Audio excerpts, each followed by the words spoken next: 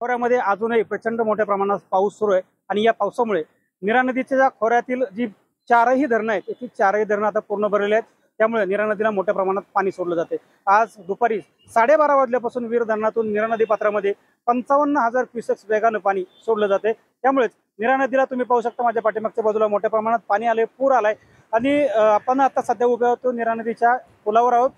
पुणे आणि सातारा जिल्ह्याला जोडणारा हा पूल आहे आणि या पुलावर सध्या आपण उभे आहोत। या पुलावरून थोड्याच वेळात पाणी जाणार असल्याचं प्रशासनाच्या वतीने सांगण्यात आलेलं आहे। त्यामुळे या पुलावर कोणीही येऊ नये असा इशारा प्रशासनाच्या वतीने देण्यात आलेला आहे। त्याचबरोबर या पुलावर कोणी येऊ नये म्हणून त्या ठिकाणी बॅरिकेड सुद्धा प्रशासनाच्या वतीने लावण्यात आलेले आहेत।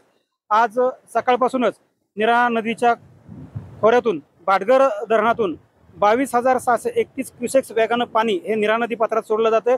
त्याचबरोबर नीरा देवघर धरणामधून 7,000 क्युसेक्स वेगानं पाणी हे नीरा नदी पात्रात सोडलं जाते। गुंजवणी धरणामधून 3500 क्युसेक्स वेगानं पाणी हे नीरा नदी पात्रात सोडलं जातं। या तीनही धरणात मिळून एकूण 36,885 क्युसेक्स वेगानं पाणी हे नीरा नदी पात्रात सोडलं जातं आणि हे पाणी हे वीर धरणात येत असतं आणि या वीर धरणातून नीरा नदीत पुन्हा हे पाणी सोडलं जातं। तर वीर धरणामधून सध्या 55,000 क्युसेक्स वेगानं पाणी हे नीरा नदी पात्रात सोडलं जातं आणि त्यामुळे नीरा नदीचा काठचा जो परिसर आहे, नीरा नदी काठची जी गावं आहेत त्यांना प्रशासनाच्या वतीने सावधानतेचा इशारा देण्यात आलेला आहे।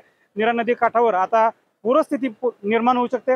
मागील आठवड्यात देखील याच नदीला 55,000 क्युसेक्स वेगानं पाणी सोडण्यात आलं होतं। त्यावेळेस देखील नीरा नदीवरला हा पूल बुडला होता आणि या पुलावर कोणीही येऊ नये किंवा नदीकाठच्या लोकांनी सतर्क राहावं असा इशारा पाटबंधारे विभागाच्या वतीने देण्यात आलेला आहे। न्यूज स्टेट महाराष्ट्रासाठी राहुल शिंदे, नीरा।